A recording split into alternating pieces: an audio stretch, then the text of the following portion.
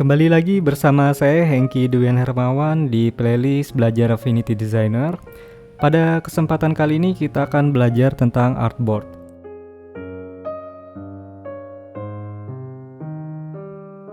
Kita mulai dengan pengertian artboard. Nah, jadi artboard itu adalah area desain terpisah dalam satu buah dokumen di mana setiap artboardnya bisa memiliki bentuk dan ukuran yang berbeda-beda.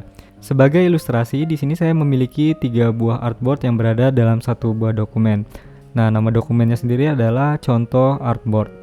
Untuk artboard yang pertama saya beri nama surat, kemudian artboard kedua saya beri nama logo, kemudian yang terakhir adalah kartu nama. Nah, di sini sudah jelas terlihat bahwa ukuran dari setiap artboardnya berbeda.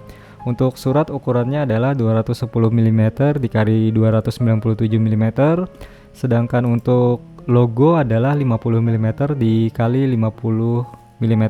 Dan yang terakhir adalah kartu nama dengan ukuran 90 mm dikali 55 mm. Nah, jadi di dalam satu buah dokumen saya bisa menaruh beberapa desain. Sebagai contoh di sini saya menaruh 3 buah desain terkait branding. Jadi mulai dari kop surat, kemudian logo dan juga kartu nama. Dengan menggunakan artboard kita juga bisa membuat dokumen yang terdiri dari beberapa halaman. Contohnya ketika kita ingin membuat file PDF yang berisi beberapa halaman. Nah, teman-teman bisa lihat di ilustrasi yang telah saya buat. Di sini saya telah membuat file dengan nama contoh PDF, di mana di dalam file ini terdapat 2 buah artboard. Artboard yang pertama dengan nama artboard 1 isi desainnya adalah seperti ini, dan artboard 2 desainnya adalah seperti ini. Teman-teman bisa melihat di ilustrasi ini di mana ada 2 buah artboard yang jika saya ekspor ke file PDF maka akan ada 2 halaman di satu buah dokumen PDF. Nah, untuk hasil ekspornya sudah saya buat seperti ini. Nah, di sini teman-teman bisa lihat sendiri ada 2 buah halaman. Halaman 1 yang ini, kemudian halaman 2 yang ini.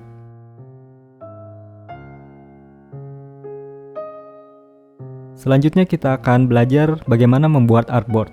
Nah, ada 2 buah cara untuk membuat artboard. Yang pertama adalah ketika kita membuat dokumen baru. Nah, saya akan buat dokumen baru dengan menekan tombol file, kemudian new. Teman-teman bisa lihat di bagian kanan ini, di bagian layout, di bawah pengaturan ukuran kertas, di sini ada tulisan create artboard. Nah, untuk membuat artboard, teman-teman setelah mengubah ukuran layout atau memilihnya di preset yang ada seperti ini, kemudian teman-teman centang di bagian create artboard. Nah, jika sudah, nanti teman-teman tinggal tekan tombol create yang ada di sini. Nah, secara otomatis nanti akan terbuat satu buah artboard dengan nama artboard 1. Misalnya kita ingin menambah satu halaman lagi atau satu buah artboard, kita bisa menekan tombol artboard tool yang ada di bagian sini.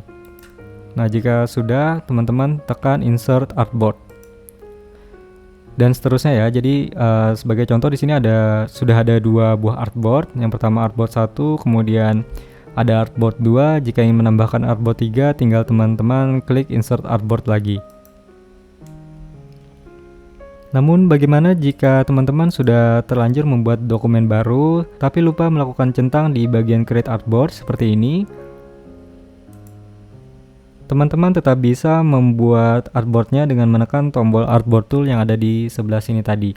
Nah, setelah saya klik 1 kali, kemudian saya klik insert artboard, otomatis nanti dokumen teman-teman akan berubah menjadi artboard 1, dan teman-teman bisa menambahkan artboard lainnya dengan cara yang sama. Seperti ini.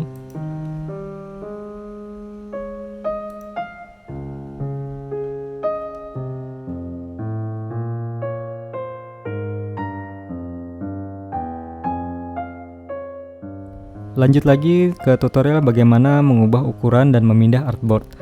Nah, jadi di sini kita bisa mengubah ukuran dari artboard yang ada. Contohnya di sini di bagian logo. Jika saya ingin memperbesar atau memperkecilnya, saya tinggal klik di bagian ujung-ujung dari artboardnya. Contohnya di sini, misalnya saya ingin geser ke atas sedikit seperti ini. Nah, otomatis nanti ukurannya akan berubah. Ukuran yang sekarang adalah 58,3 mm dikali 60,7 mm. Sebelumnya artboard ini berukuran 50 mm dikali 50 mm. Nah, jika teman-teman ingin mengubahnya dengan presisi, teman-teman bisa tuliskan untuk ukuran lebar dan tingginya di sini ya. Jadi misalnya saya ingin mengubahnya menjadi 70 mm dikali 60 mm. Nah, jadi di sini ukurannya sudah sangat presisi. Untuk memindahkan artboard ini sangatlah mudah, jadi teman-teman tinggal klik di bagian nama artboardnya di sebelah sini. Kemudian teman-teman bisa tahan, kemudian drag ke area yang teman-teman inginkan. Seperti ini contohnya.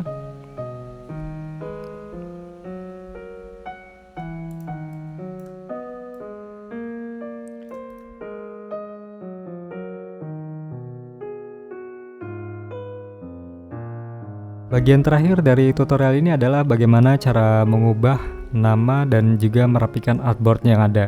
Sebagai contoh di sini saya ingin mengubah nama artboard yang ada ini yang sebelumnya namanya logo menjadi logo perusahaan. Nah, caranya sangat mudah. Jadi teman-teman tinggal klik di nama artboardnya. Di sini saya klik di bagian ini logo. Kemudian saya lihat di bagian layers. Di sini ada artboard. Logo dalam kurung artboard, teman-teman bisa tinggal klik satu kali, kemudian teman-teman bisa menggantinya. Saya ganti menjadi logo perusahaan, kemudian tekan enter. Sekarang misalnya kita ingin merapikan tata letak dari artboard kita.